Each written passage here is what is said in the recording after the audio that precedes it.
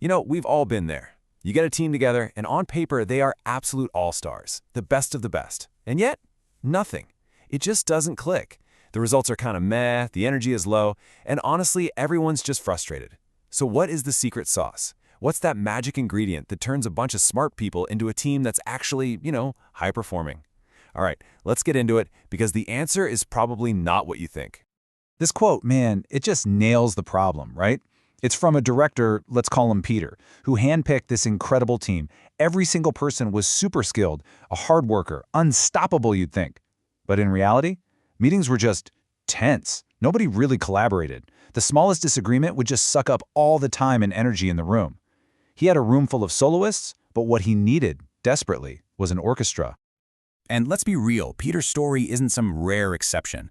This feeling of people being checked out is a huge problem in today's workplace. It's what's fueling things like quiet quitting or resenteeism, where people show up but they've completely clocked out mentally and emotionally. It is a quiet crisis, and it's happening on teams all over the world. And we've got the hard data to prove it. A huge McKinsey survey looked into the whole Great Resignation thing, and what they found was fascinating. The top reasons people were leaving their jobs, it wasn't really about the money or the perks. Nope, it was all emotional. Over half of people left because they didn't feel valued or like they even belonged there. So the takeaway is huge. This is a human problem, not a logistics problem. Which, of course, brings us to the million-dollar question. If just stacking your team with A players isn't the answer, if having a high IQ and a crazy work ethic doesn't guarantee success, then what does? What's the one thing that actually predicts if a team is going to soar or if it's going to sink?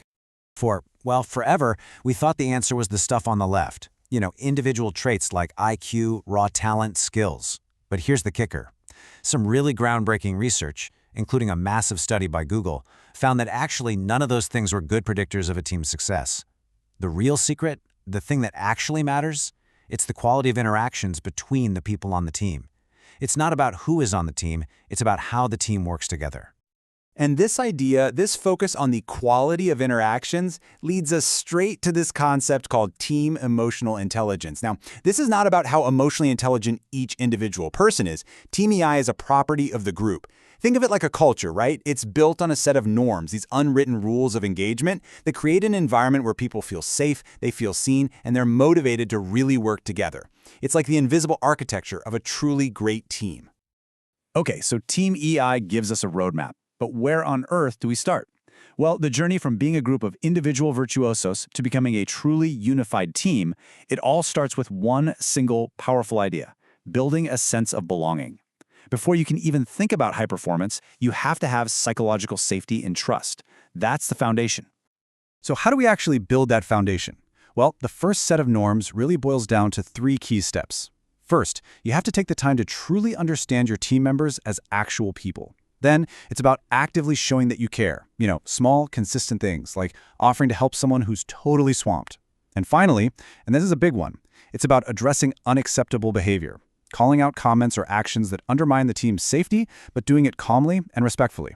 These are the 3 pillars, and really, the whole thing rests on that first one.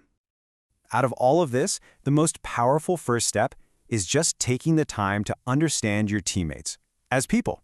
I know it sounds almost too simple, right? Maybe even a little trivial, but its impact is absolutely massive.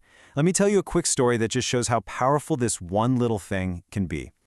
So there's this MBA program, and on one of the teams, there was a student from China who was just incredibly quiet.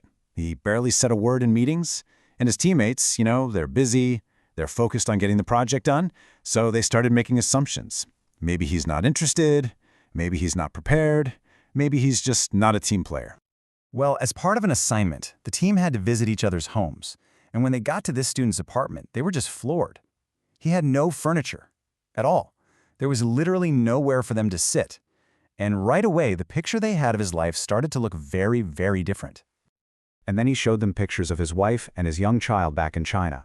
He explained that because of this incredibly demanding 2-year program, he wouldn't be able to see them that whole time. He was making this enormous personal sacrifice, living as cheaply as he possibly could, all while trying to navigate a new country and a new language. And in that moment, just like that, everything changed. All of those assumptions they had about him, they just vanished, and they were replaced by this deep, profound respect. They realized his silence wasn't a lack of interest. It was a struggle. They immediately started helping him practice his English, and he, in turn, started to open up and share his really unique perspective. Their team was completely transformed. That team's transformation, it just perfectly shows why this first step, understanding each other, is so incredibly powerful. See, when you take the time to see your teammates as whole people, they feel seen, and that is the absolute bedrock of belonging. They feel known for their unique perspective, which makes them way less likely to just go along with the group. And when you know each other's real background and expertise, you just flat out make smarter decisions as a team. So here's the big takeaway. As a leader, or heck, even just as a member of a team, you have so much more power than you think. You are not just a project manager, you are a culture manager. You are the architect of your team's social and emotional environment. Every single conversation, every meeting is a chance to build a stronger foundation. Which brings us all the way back to the beginning. It's amazing to have a team full of virtuosos, packed with talent and skill, but that's only half the equation. The real question, the one you have to ask yourself, is this: are you being the maestro that team needs to help them finally play in harmony?